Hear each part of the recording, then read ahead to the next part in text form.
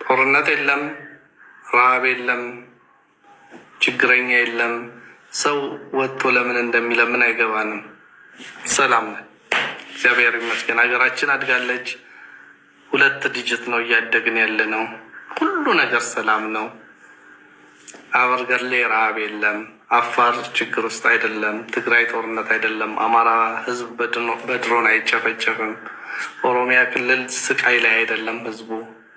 ኦርቶዶክሳውያን አይታረዱም። በቃ አሁን ኢትዮጵያ ውስጥ ያለው አርሰናል ነው፣ ዴላም ፔጅ ነው። በቃ ልማት በልማት ነን፣ እግዚአብሔር ይመስገን። አዶናይ እንኳን ደስ ያለ። የኦርቶዶክሳውያንን ሞት የአርሲ የሽርካን መታረድ ስላስረሳ ሽርካ ስለታረዱት ሰዎች ድምፅ ስለሆንክ የቅዱሳኑን የሰማዕታቱን ሞት ለማስቀረት ቅንጣት ኮንትሪቢዩት ስላደረግ ትንሽዬ ፎከስ የድሃው እንትን ስለሆነ ቴንክ ዩ ብሩክ ኒውስ፣ ሙሴ ሰለሞን ምናምን ሁላችሁም እንዴት አይነት ድንቅ ሰዎች ናቸው። ባይዘዌ ኢትዮጵያ ውስጥ አሁን ፒውር የሆነ ክላስ ተፈጥሯል።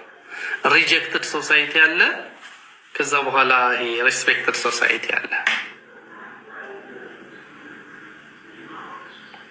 ይህን አዶናይ ግሩፕ የመንግስት አሸብሻቢ ነው። ይህን ብሩክ ኒውስ የመንግስት አሸብሻቢ ነው።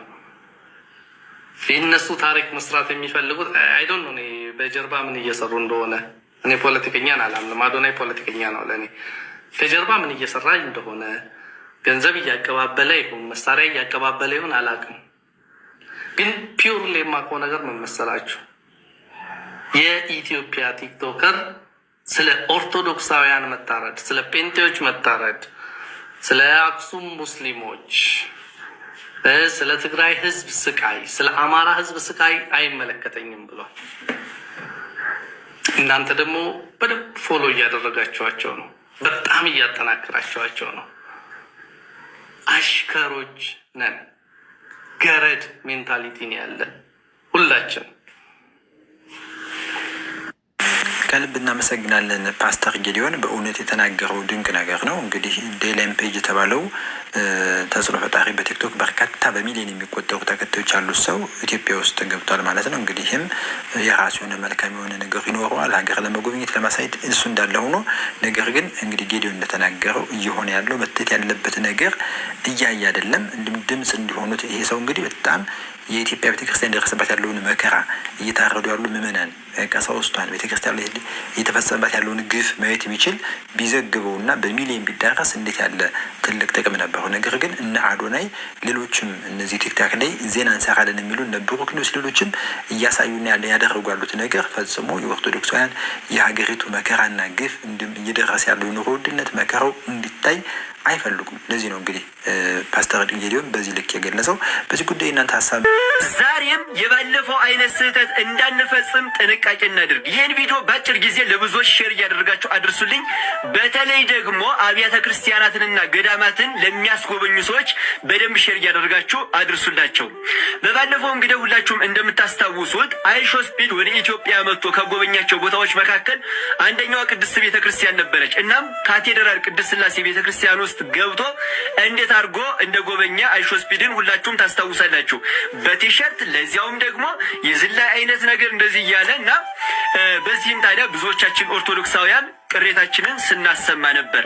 ታዲያ ዛሬም እውቁ የሶሻል ሚዲያ ተጽዕኖ ፈጣሪ ዴላም ፔጅ ከወንድማችን ከአዶናይ ጋራ ወደ ኢትዮጵያ ለጉብኝት ገብቷል። ታዲያ ኢትዮጵያ ውስጥ በሚኖረው ቆይታው ማለት ነው አብያተ ክርስቲያናትንና ገዳማትን ይጎበኛል ብዬ ተስፋ አደርጋለሁኝ። እናም አስጎብኚዎች የባለፈው አይነት ስህተት ዛሬም እንዳይፈጸም በደንብ አድርጋችሁ ጥንቃቄ ማድረግ ይኖርባችኋል። ስታስጎበኙ የኢትዮጵያ ኦርቶዶክስ ተዋሕዶ ቤተክርስቲያን ስርዓቷን በሚገልጽ መልኩ ልታስጎበኙ ይገባል ብዬ ወንድማዊ መልእክቴን አስተላልፋለሁ።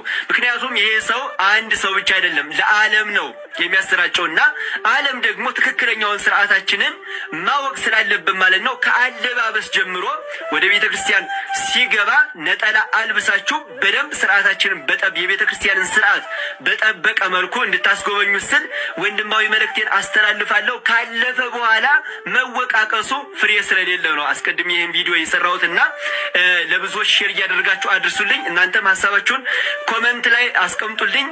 በእኔ ሀሳብ የምትስማሙ ከሆነ አዎ ትክክል ነው እያላችሁ ኮመንት ላይ ጻፉልኝ። ቪዲዮውን ለብዙዎች እንዲደረስ አድርጉት።